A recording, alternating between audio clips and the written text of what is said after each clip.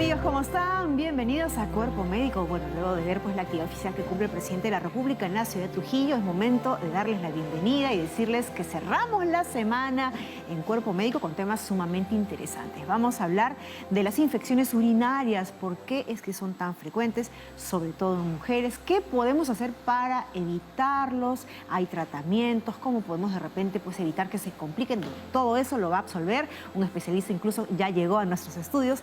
Y también más adelante vamos a hablar de estos molestos ruidos que de repente por ahí generan algunas personas y que son los ronquidos. Al margen de que puedan afectar o no de repente la vida conyugal o de repente despertar a la pareja si es que se duerme uno acompañado, podría ser un síntoma de alguna complicación en nuestra salud. Bueno, eso también lo vamos a conocer más adelante y también evidentemente vamos a tener información nutricional sobre qué cosas tendría que cuidar el paciente renal y también la pirámide alimenticia de la artritis reumatoide. Todo eso y más lo desarrollamos el día de hoy, así que arrancamos rápidamente Cuerpo Médico.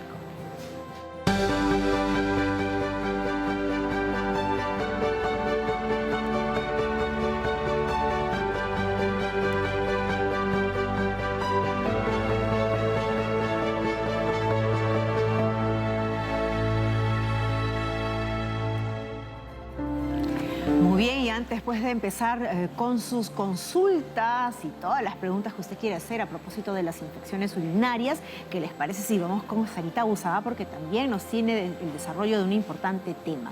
¿Qué debemos de cuidar en la alimentación de un paciente renal? ¿Qué les parece si empezamos ya un momento de nutrición?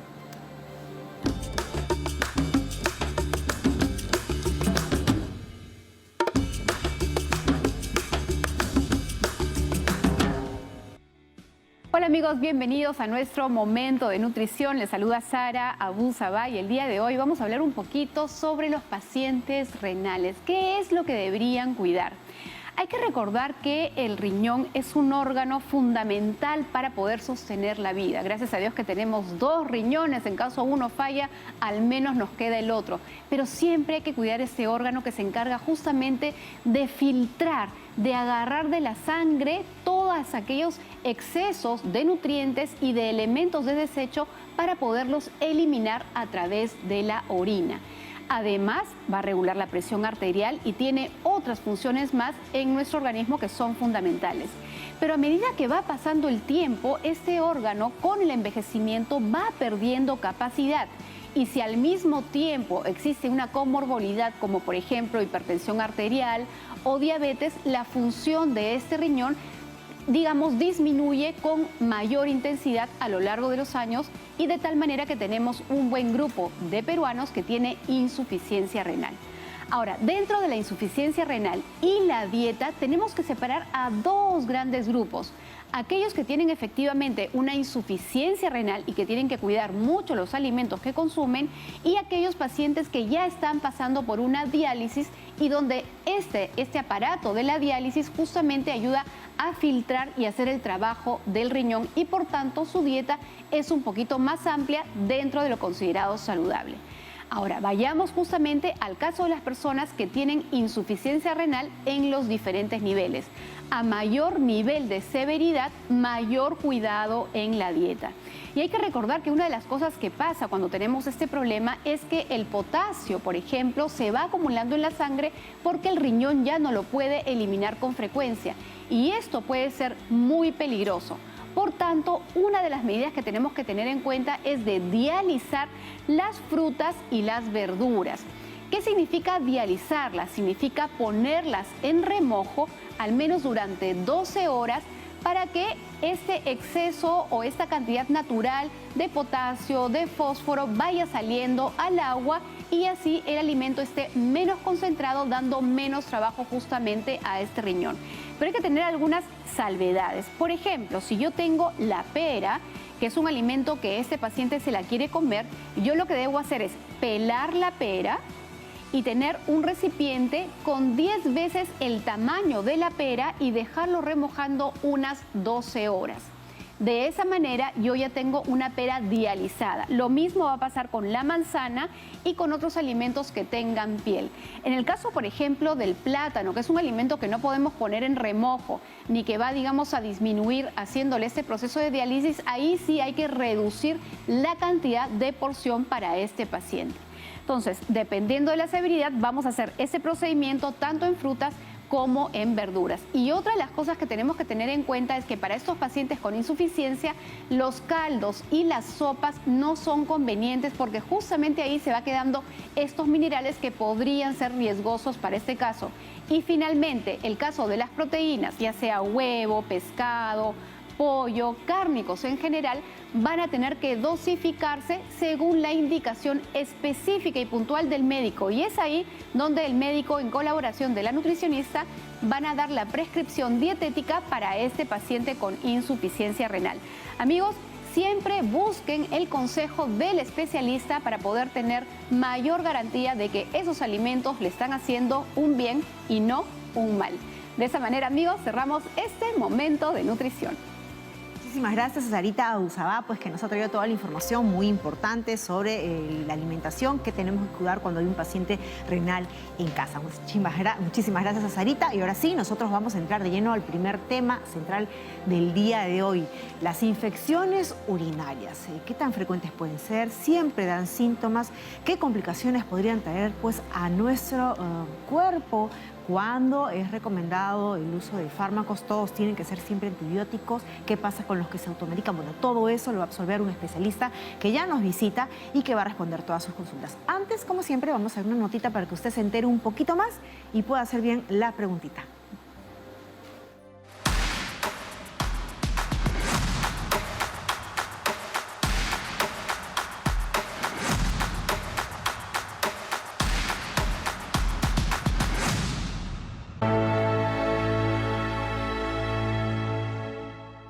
En una descripción general, una infección de las vías urinarias es una infección que se produce en cualquier parte del sistema urinario. Tengamos en cuenta los riñones, los uréteres, la vejiga y la uretra. La mayoría de las infecciones ocurren en las vías urinarias inferiores, la vejiga y la uretra.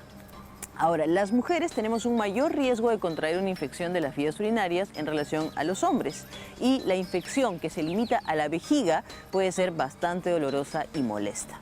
Sin embargo, puede tener consecuencias graves si la infección se extiende hacia los riñones. Ahora, por lo general, los médicos tratan estas infecciones de las vías urinarias con ciertos antibióticos, pero algunas personas tienen mayor riesgo de contraer una infección urinaria. Las infecciones urinarias, como ya habíamos mencionado, son más comunes en las mujeres porque la uretra de las mujeres es mucho más corta y está más cerca del recto. Y esto facilita la entrada de ciertas bacterias en las vías urinarias. Finalmente, otros factores que podemos mencionar y que aumentan el riesgo de contraer una infección urinaria son antecedentes de infecciones anteriores, una actividad sexual sin higiene adecuada, cambios en las bacterias que viven dentro de la vagina, por ejemplo, durante la menopausia o también en el uso de espermicidas que causan estos cambios, y hay que agregar el periodo de embarazo. Amigos de Cuerpo Médico, tengan en cuenta toda esta información, escuchemos al especialista en el set y no olviden que la prevención trae consigo salud. Gracias.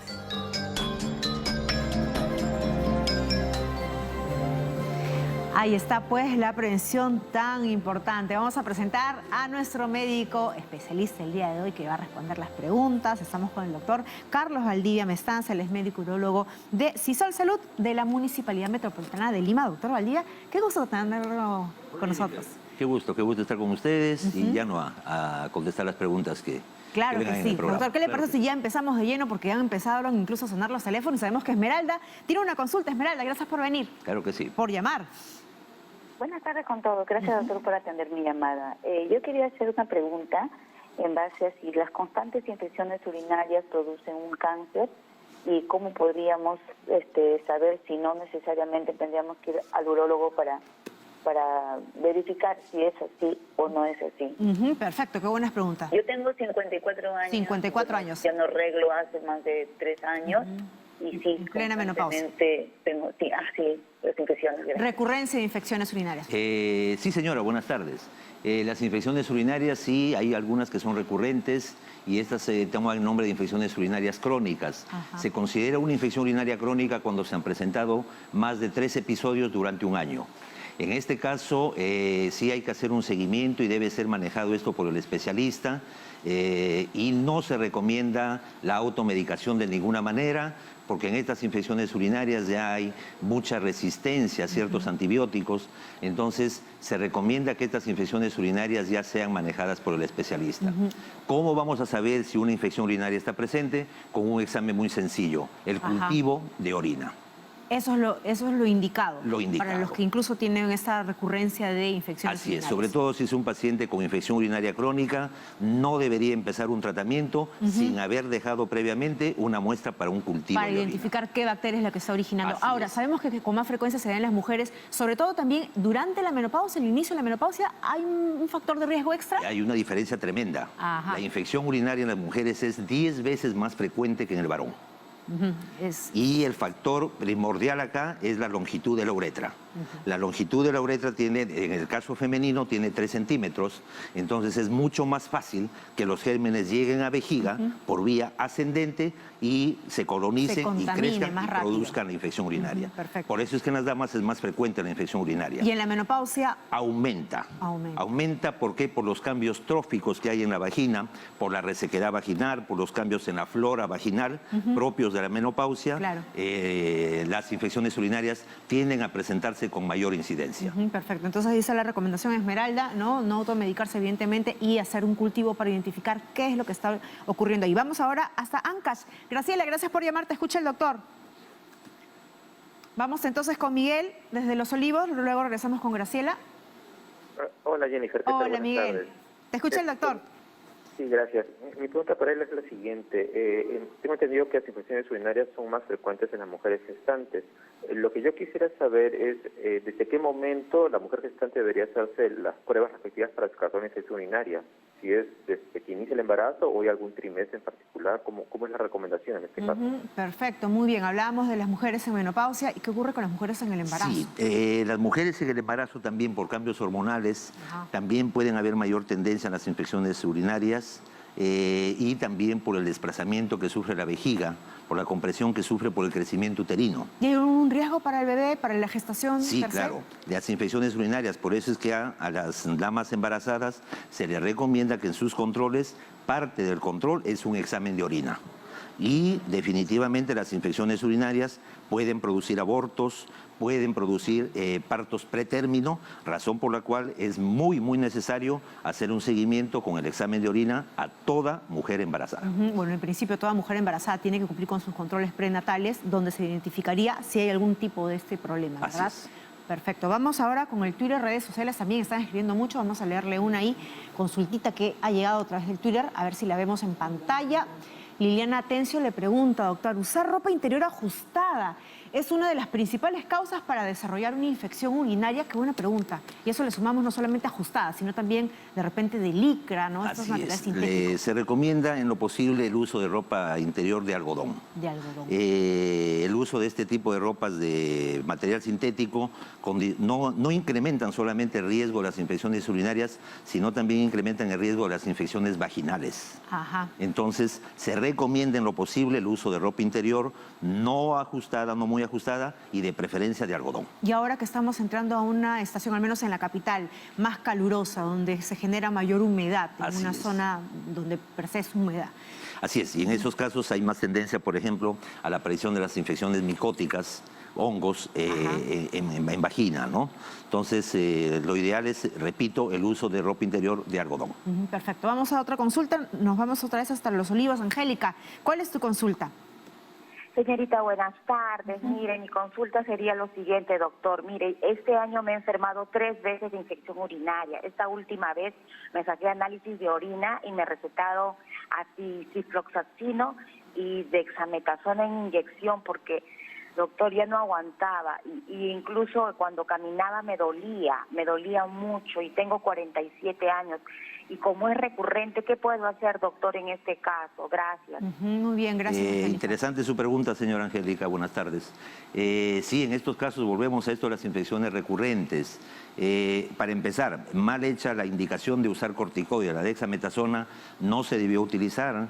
En casos de infecciones, los corticoides no deben ser utilizados porque bajan más aún las defensas y agudizamos más la infección urinaria. Ajá. El uso del antibiótico en estas infecciones recurrentes debe basarse exclusivamente en el resultado del cultivo, porque el cultivo nos va a permitir identificar no solamente el germen que tiene en este momento, que por cierto quiero hablarle y decirles que el germen más encontrado es la Escherichia coli, es el germen que es el responsable del 96 Fecal, a 97% de las infecciones urinarias.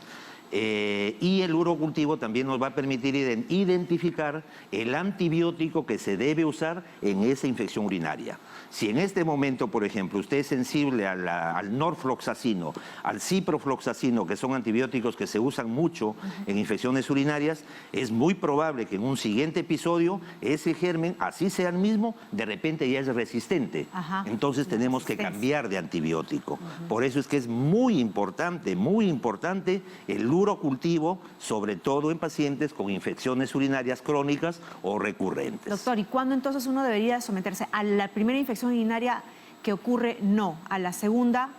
Preferible sí, para identificar bien qué bacteria es la que está originando ese segundo episodio. Interesante pregunta. Si queremos ser nosotros estrictamente académicos, toda molestia urinaria nos debe obligar a hacer un urocultivo. Claro, a la sería lo primera. ideal. Exacto. Sin embargo, a veces pues estamos ocupados por el trabajo, están en un lugar donde no hay un laboratorio accesible, se puede iniciar un tratamiento antibiótico, ya los médicos conocemos, de acuerdo a la localidad, de acuerdo al sexo, qué antibióticos podemos usar en un primer, segundo episodio de infección urinaria, pero por elección, y se debe tratar en lo posible de hacer un urocultivo frente a molestias urinarias. Perfecto, de ley, ¿no? Si es que es la tercera que ocurrió pues en el año. Vamos con otra consulta, llega a través del WhatsApp, vamos a leérsela rapidísimo. Ahí está, Marta Lévano pregunta: a pesar de cuidar demasiado mis zonas íntimas, eventualmente hago infección urinaria.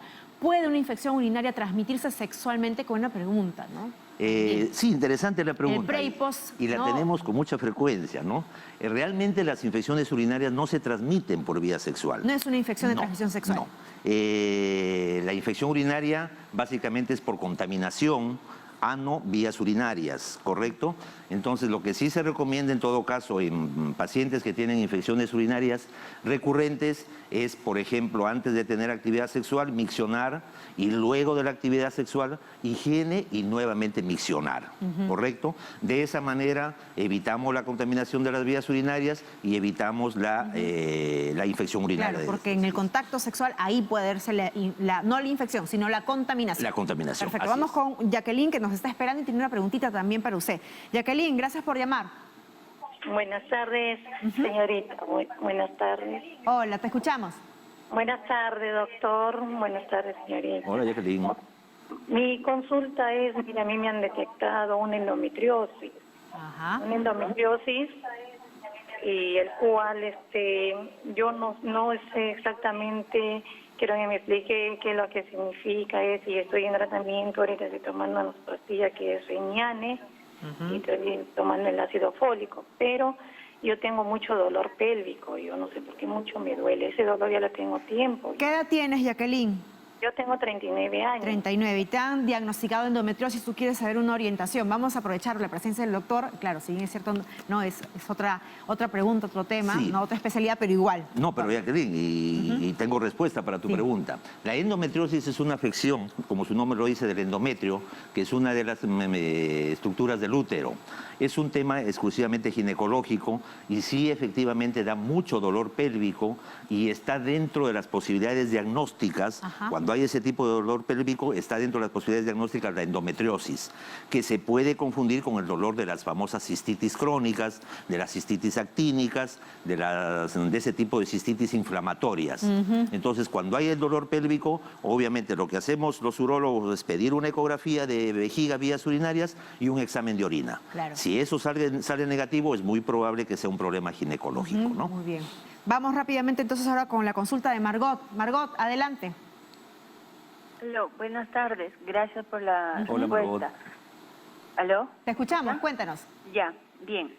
Mi consulta es, tengo una mamita de 72 años y ella últimamente frecuentemente sufre de infección urinaria.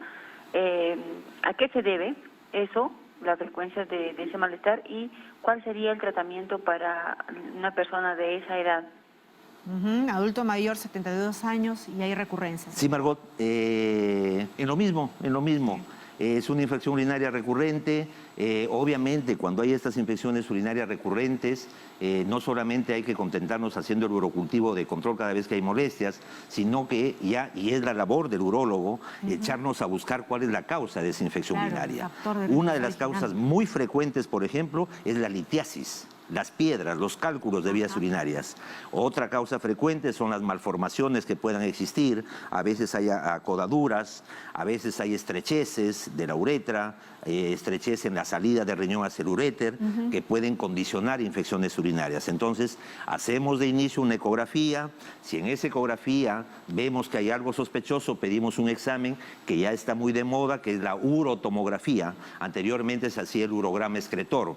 En la actualidad, ya con la aparición de la tomografía, se hace la urotomografía, que nos permite ver todo el árbol urinario, desde riñones, uréteres hasta vejiga. Entonces, a veces nos damos con sorpresas y ahí la causa de esas infecciones urinarias crónicas. Entonces, cuando hay infección urinaria crónica, la labor del urólogo realmente no es solamente tratar esa infección urinaria, ese caso, sino investigar cuál es la causa de esa infección urinaria crónica. No solamente aliviarlo, sino ver el origen, tomando en cuenta, ¿no?, de que es un tema recurrente. Doctor, ¿qué le parece? Hacemos una pausa. Sí, claro. Una pausa. Estamos hablando de las infecciones urinarias, así que regresamos con más de sus preguntas.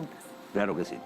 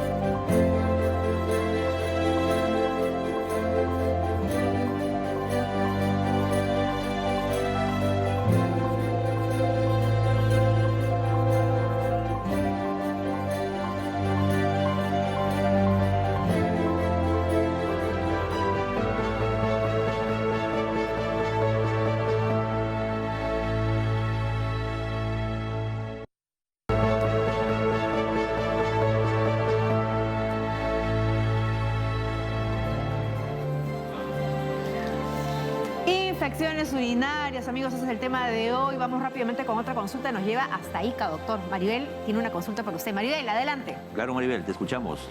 Sí, señorita, buenas tardes, doctor, buenas tardes. Tengo una consulta. Dígame, yo tengo acá en mi axila, debajo del hombro, el hombro izquierdo, tengo un ganglio que se me ha inflamado y siento un dolor ahí. Y he hecho una consulta así también por teléfono y me han dicho que es posiblemente de que tenga una infección urinaria, pero yo no tengo ningún síntoma de infección urinaria, nada. Más antes sí he tenido, pero me he sacado los análisis, me he hecho todo y no me salía infección urinaria, sino una pequeña inflamación en la uretra. ¿Ya? Y ya me hice tratamiento, todo eso ha pasado hace 3 meses. Pero ahora ese ganglio que tengo ahí abajo la axila, en las axilas, y siento una irradiación hasta el seno, pues, ¿no? Y justo es en el brazo izquierdo donde me puse la vacuna, ¿no? No sé si podría sacarme de dudas si es... Claro, si hay alguna relación, algo. ¿Qué tal, señora Maribel? No, realmente no tiene relación. Así que tendríamos que buscar otras causas. Debe ser examinado, debe ser palpada ese ganglio que usted refiere. Pero no tiene relación con la infección urinaria, por más que sea una infección urinaria alta, porque nosotros dividimos las infecciones urinarias en infecciones urinarias altas, que es la infección del riñón, que se llama la pielonefritis, o las infecciones urinarias bajas, la popularmente conocida como cistitis, ¿correcto?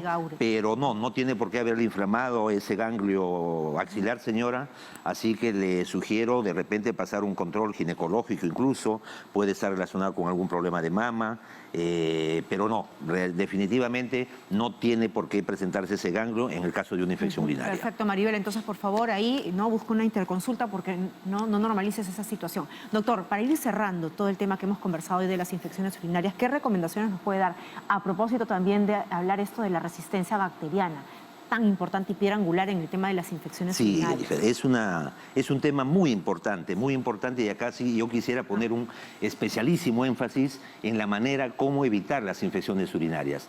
Las infecciones urinarias las vamos a evitar, en primer lugar, las infecciones urinarias crónicas, evitando la automedicación. Ese es un pésimo error que cometemos en nuestro medio. Molestias urinarias, un poquito de ardor para orinar, estoy orinando con frecuencia, tengo la sensación de no haber terminado de orinar. ¿A dónde voy? A la botica, a la farmacia. En la farmacia nos van a indicar un medicamento, probablemente el correcto, el antibiótico el correcto y el antiinflamatorio el correcto. El problema es que lo tomamos por 1 o 2 días, se dieron las molestias y pensamos que todo se acabó. Y el germen no fue acabado, no se erradicó con el germen. Entonces es acá donde al poco tiempo, a las semanas, al poco tiempo, la infección urinaria y con mayor sintomatología. Entonces, ¿qué sucedió? El germen no fue tratado en su debido momento con el antibiótico adecuado y por el tiempo adecuado. Y ese antibiótico incluso ya no va a servir para una Es muy probable que de oportunidad. repente ya sea resistente a ese antibiótico. Por eso es que cuando se hace el tratamiento para una infección urinaria en un sitio, por ejemplo, donde no hay un médico y va a ser tratado en una farmacia, en una botica, el tratamiento antibiótico debe ser no menor de 7 días. Correcto. La otra forma, cómo erradicar las infecciones urinarias, con cosas muy simples. Aumentar la ingesta de líquidos. 2, evitar la retención de orina. Cada vez que haya deseos de orinar, debemos buscar baño. En el caso de las damas, muchas veces por temor, por cuidado, no quieren usar baños ajenos. En todo caso, si no es un baño de confianza, no apoyarse, pero no dejar de miccionar. La otra cosa, la otra indicación, cuando hay actividad sexual para evitar las infecciones urinarias postcoitales, se recomienda lo ideal, miccionar antes y después, sobre todo, del acto sexual. Y si puede haber higiene después del acto sexual, mucho mejor. Evitar la ropa ajustada, húmeda. Evitar la ropa ajustada, la ropa húmeda y la ingesta de líquido. Es importantísima esa indicación. La otra cosita también, en niñas, por ejemplo, la infección urinaria, hay que enseñarles, cuando ya se empiecen a liberar y ahí empiecen a atenderse a las niñas en los servicios higiénicos, hay que enseñarles que la limpieza, y a veces lo cometen damas adultas, mayores, que la limpieza debe ser de adelante hacia atrás. Nunca reutilizar el papel. Ese es otro error frecuentísimo. Y para economizar no se puede economizar. No, al final no se economiza, porque una infección urinaria, el tratamiento va a salir mucho más caro, ¿correcto? Entonces ese es un hábito que si algunas personas lo tienen, deben modificarlo.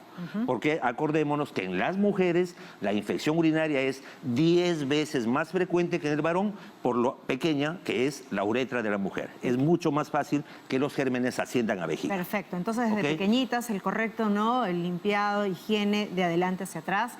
Doctor, nos ha hecho un buen resumen de las recomendaciones. Jennifer, me tienen siempre sus órdenes y los invitamos, los esperamos en Sisol de Surquillo, el Hospital de la Solidaridad de la Municipalidad de Lima. Los esperamos con muchísimo cariño. Gracias, doctor. Un gusto tenerlo con nosotros. Gracias a todos Seguramente vamos a tener oportunidad de volver a conversar con ustedes sobre estos temas tan necesarios que la población conozca. Hemos estado con el doctor Carlos Valdía Mestanza, médico urólogo de Sisol Salud de la Municipalidad Metropolitana de Lima. Y ahora sí, nosotros vamos a cambiar el tipo de información porque nos toca ver también información nutricional. Sarita Busabay ya está lista para presentarnos su segundo bloque. Esta vez nos va a hablar pues de la pirámide alimentaria en la artritis reumatoide. ¿De qué se trata eso? Bueno, vamos con un momento de nutrición.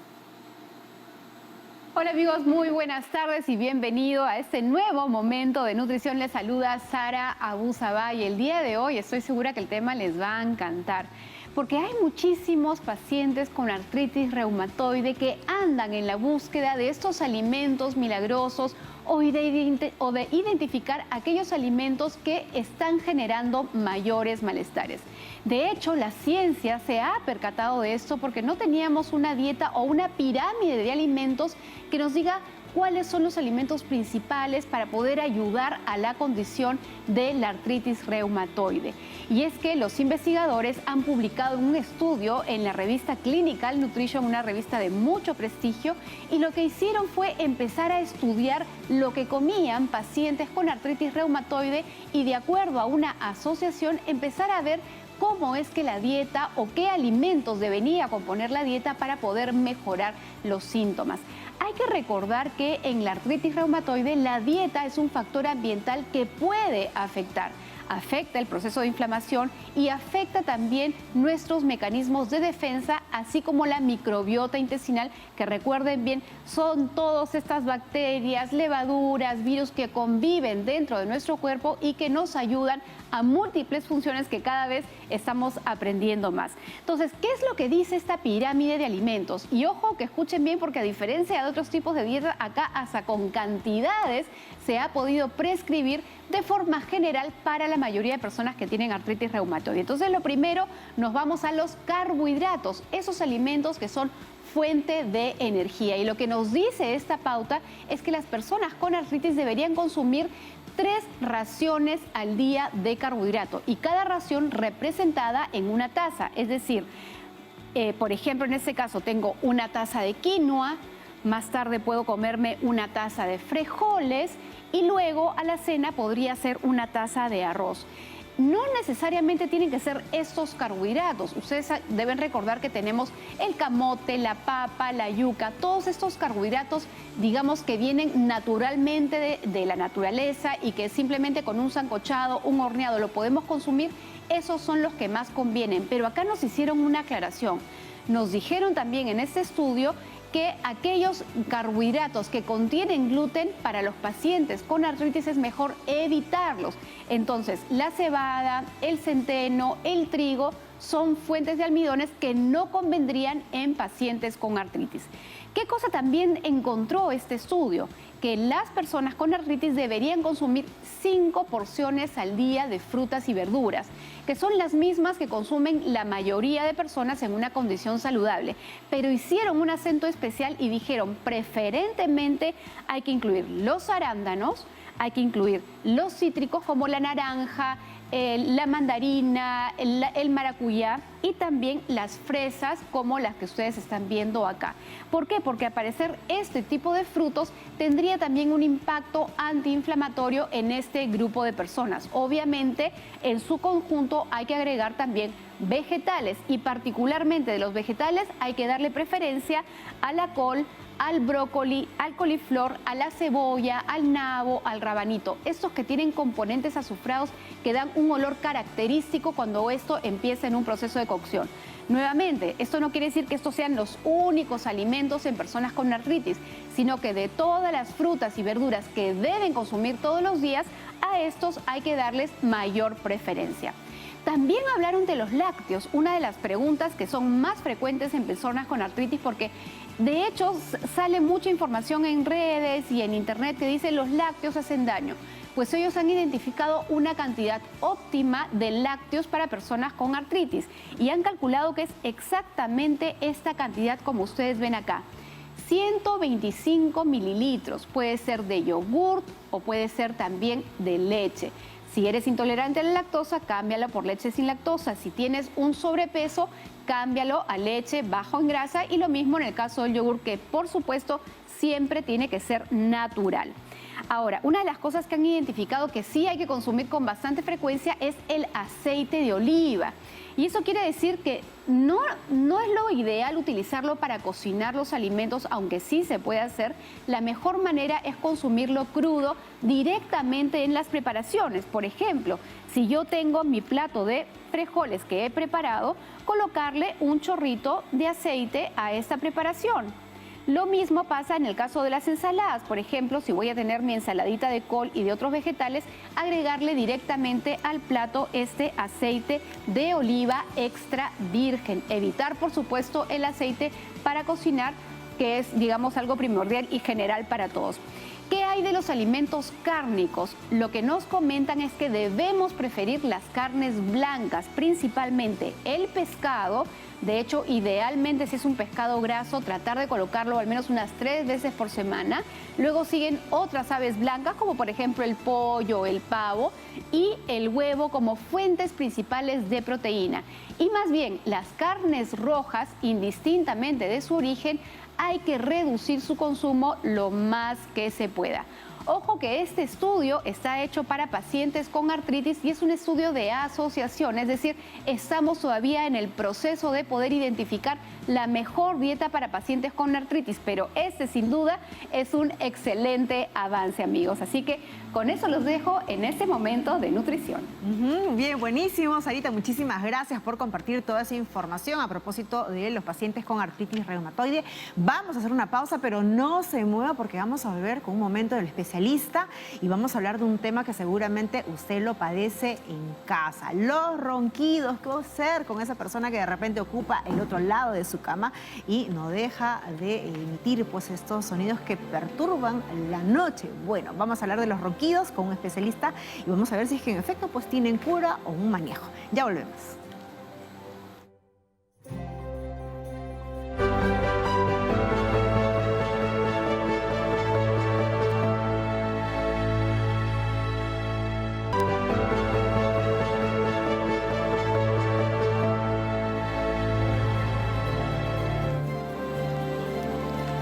Rapidísimo, entramos a un momento con el especialista y hablamos de los ronquidos.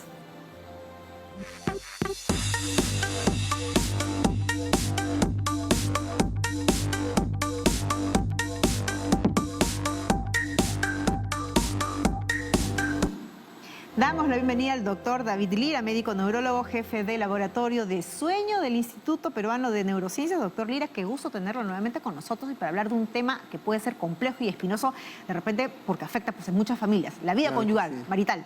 Buenas tardes. ¿Cómo está? Bien, gracias. Muy bien. ¿Y qué le parece si primero vamos a una consultita porque ya están entrando muchas llamadas? Claro, Nos vamos hasta Piura. Sandra tiene una pregunta. Sandra. Buenas tardes.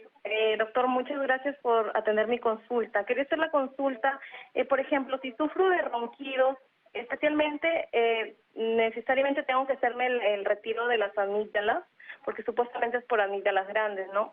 Y por el tema de que muchas veces sufro de infección a la garganta. Infección a la garganta y lo has relacionado que puede ser amígdalas y el ronquido. A ver, ¿qué relación tiene, doctor? Explíquenos usted, por favor. Mire, primero, la prevalencia de ronquidos, es decir, cuántas personas roncan, es alta. Se calcula que más o menos a los 60 años el 40% de las mujeres y el 50% de las mujeres, de los hombres roncan en algún grado. A edad más pequeña, digamos a los 20, 30 años, la proporción baja, 20% de los varones, 10% de las mujeres. Pero a todas las edades los seres humanos roncan. No todos deben operarse. En algún momento roncamos. Claro, roncamos en algún momento. Algunos no roncan, pero los que roncan deben ser evaluados.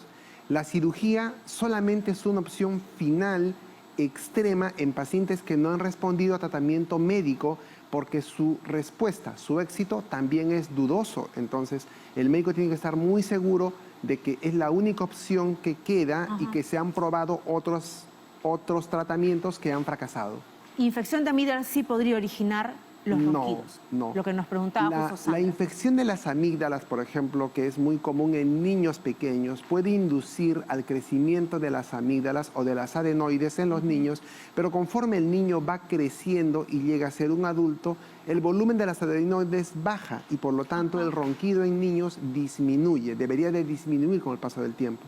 Si persiste, otro problema debe de tener y debe ser visto por un otorrinolaringólogo. O sea, ahí está. Sandra, consulta al otorrinolaringólogo. Nos vamos ahora hasta San Juan de Miraflores porque Elvira también tiene su preguntita. Elvira, te escucha el doctor. Buenas tardes, doctor.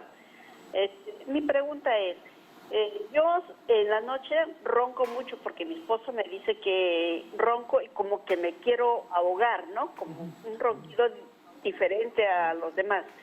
Y quisiera saber a qué se debe y si hay alguna solución, ¿no? ¿Cómo se puede tratar? Sí, Elvira, ¿tienes sobrepeso? ¿Eso es importante para nuestra consulta? Bueno, estoy con 53 kilos, no es mucho. No es mucho. ¿Pero mides cuánto, Elvira? De repente, metro y medio. 1,50 m. Ahí está, 1,50 m, 63 kilos. Sí, está con sobrepeso. Sí, lo que ocurre es que los ronquidos se dividen en dos grupos. El ronquido simple, que es solamente una persona que ronca regularmente a lo largo de la noche, que puede ser en grado leve cuando es pequeño, moderado cuando suena y molesta al compañero de cama y severo cuando es casi insoportable. Pero cuando se asocia a paradas respiratorias, lo que comentó Elvira, que por momentos deja de respirar, esto ya es una complicación, es un ronquido complicado con apnea de sueño. El apnea de sueño sí es una enfermedad médica grave. Durante el apnea de sueño, una persona mientras está dormida deja de respirar 10 segundos o más. Al dejar de respirar, la saturación de oxígeno baja. Puede llegar a extremos de 70-80% de saturación, lo que es peligroso y puede inducir la aparición de complicaciones como presión alta, arritmias, infartos cardíacos o infartos cerebrales. Entonces sí es peligroso. ¿Qué hacer en todo caso? Ella debe ser evaluada por un especialista en medicina de sueño y debe hacérsele una polisomnografía. La finalidad es ver la gravedad de la patología porque dependiendo de eso va a requerir un CPAP, que es un equipo especial para respirar durante la noche, o de lo contrario, algún procedimiento o un tratamiento médico especial. Doctor, en el peor de los casos, si ella no recibe tratamiento, ¿cómo se agrava esta situación, esta apnea obstructiva del sueño? El apnea de sueño tiene como principales síntomas que la persona, aunque haya dormido 8 horas, duerme con una mala calidad de sueño. Al día siguiente está cansado, rinde mal, aumenta más de peso, aumenta sus enfermedades crónicas como la presión alta, se agrava su diabetes y con el paso del tiempo desarrolla infartos cerebrales o cardíacos. Es una patología grave. Claro que sí, mala calidad de vida y sumándole si tiene un compañero al lado, también claro, el de refilón, el compañero sufre ni también. Descansa, ¿no? Insomnio para los dos, perfecto. Vamos ahora hasta Los Olivos. Olga, te escucha el doctor, bienvenida. Doctor Lira, buenas tardes. Buenas tardes. Quisiera saber si es cierto que detrás de los ronquidos se esconde otras enfermedades y cuáles serían. Perfecto.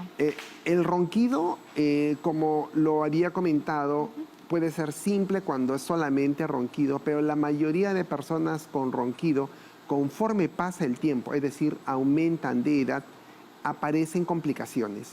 La principal y la más peligrosa es la que hemos comentado, el apnea de sueño, pero también hay otras complicaciones. Puede haber no tanto apnea, pero sí resistencia de la vía aérea superior, que al final produce lo mismo, es decir, uno descansa mal.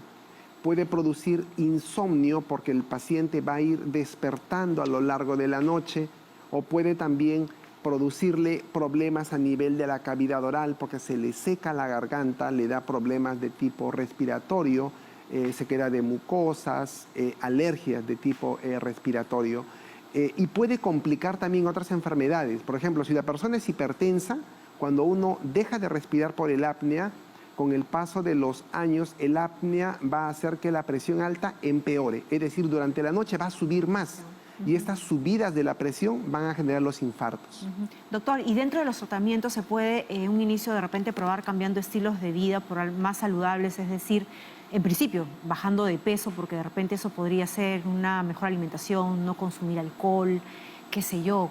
Claro. Cuestiones así de cambios que de repente nos hagan probar. Nosotros siempre buscamos que el paciente pruebe primero medidas no farmacológicas. Perfecto. Existen asociaciones al ronquido, que son 3 principalmente. Uno, la edad, no se puede modificar lamentablemente. Otro, el peso. Se ha visto que la persona que ronca, conforme engorda, sube de peso, el ronquido aumenta. Es decir, si uno baja de peso, el ronquido va a ir disminuyendo.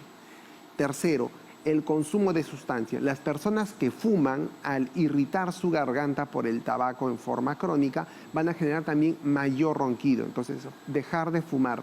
El consumo de alcohol en horas de la noche también aumenta la incidencia de ronquidos. El que toma, los días que tome en la noche, va a roncar peor que otros días. Entonces, evitar esas cosas. El ronquido del borracho que le llaman, ¿no?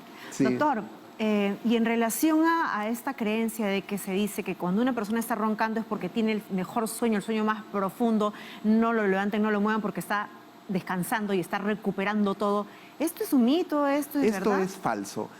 Los seres humanos Cuando estamos sentados como yo o parados, respiramos porque el aire ingresa por las fosas nasales, como debe ser en forma normal, ingresa por la faringe y llega a los pulmones a través de los bronquios. Cuando uno se echa para dormir, está en posición horizontal, todo cambia. El tono muscular de la faringe cae, la lengua cae hacia atrás y eso hace que la vía respiratoria no sea adecuada. Entonces el aire ingresa, pero como tiene obstrucciones en el camino, suena. En eso consiste el ronquido. En la garganta, ¿no? Claro.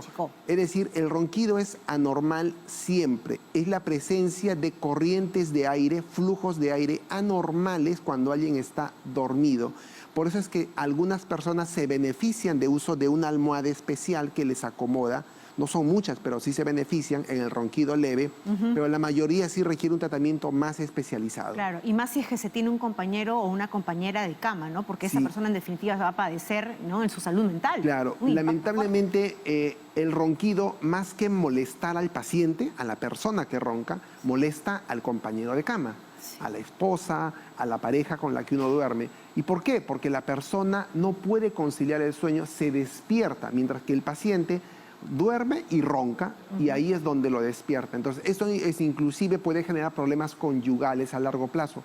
Muchas parejas se separan, duermen en dormitorios separados porque el ronquido es insoportable, es decir, es un ronquido severo. Es un impacto a su salud mental porque esa persona que está al lado no ha descansado para nada, se va a levantar irritado, hasta le puede generar ansiedad, depresión y tantas cosas más. Vamos con una última consulta, doctor, ¿qué le parece? Claro hasta San Juan del Lurigancho, vamos a ver si es que ese es el problema de Zenobia. Zenobia, ¿cuál es tu pregunta? Señorita, buenas tardes. Hola, te escuchamos. Tu volumen, baja el volumen, por favor. Ya, te escuchamos, Zenobia. Lo que pasa es que, señorita, mi esposo ronca bastante en la cama cuando duerme, bien feo, bastante alto, ronca, entonces yo le doy un puñete para que no ronque, pues no, porque ya me carga. Entonces, sí, un codazo lo esto y se despierta, y de nuevo ya se calla. Al poco rato de nuevo sigue roncando, otro puñete lo meto. Volteate para este lado, le digo, ya se voltea un poquito. De nuevo sigue roncando. ¿Qué edad tiene tu esposo, Zenobia? Tiene 58 años. 58. ¿Y está con sobrepeso, es gordito? No es tan gordo. Ya, pero digamos, no te deja descansar para nada. Vamos a ver qué orientación te da el doctor y si de repente también, ¿no? La solución es, no sé, algunos solamente el codazo para que cambie de posición y se vaya a posición fetal y como que la cosa minora. Claro. Doctor, por favor. Lo que hemos visto, por ejemplo, en las personas roncadoras crónicas, como parece ser el esposo de la señorita que nos ha consultado, es que estas personas, conforme aumentan los años, van a roncar más. Eso lamentablemente va a ocurrir. Como hemos dicho, el tono muscular de la faringe es muy importante en la presencia o no de ronquido. Si el señor hace actividad física, no solo va a tonificar sus músculos de las extremidades y del tórax, también de la faringe. Esto le va a ayudar a que su tono se mantenga durante la noche y pueda roncar menos. 1, hacer deporte. 2, debe de evitar subir de peso, y si tiene peso alto, eso hay que medirlo de acuerdo al peso y la talla, bajar un poco de peso.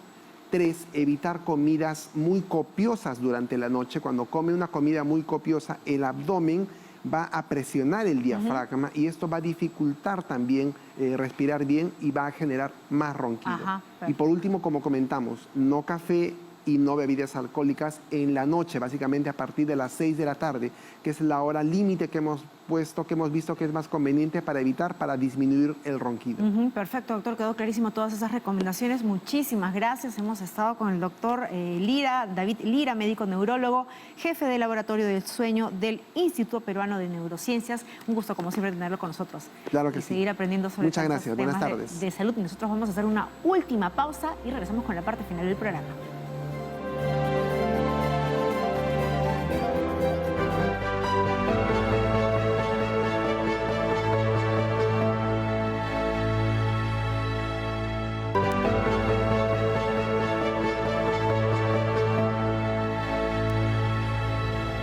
Muy bien, amigos, solo tenemos tiempo para decirle muchísimas gracias por su preferencia, pero usted ya sabe, si se perdió alguna partecita del programa, no se preocupe, usted puede entrar al canal de YouTube de TE Perú y encuentra todos los episodios de Cuerpo Médico. Si usted quiere volver a chequear algo, de repente por ahí, mostrarle pues al familiar que de repente se perdió el programa, de qué trató el día de hoy, bueno, eso usted lo puede chequear también a través de nuestro canal de YouTube. Y también recuerde que tenemos nuestras redes sociales y usted por ahí nos puede enviar los temas que quiere que toquemos. De repente por ahí hay un tema de alguna patología, enfermedad, síndrome que no hemos desarrollado y usted quiere que lo toquemos, también por ahí nos puede escribir.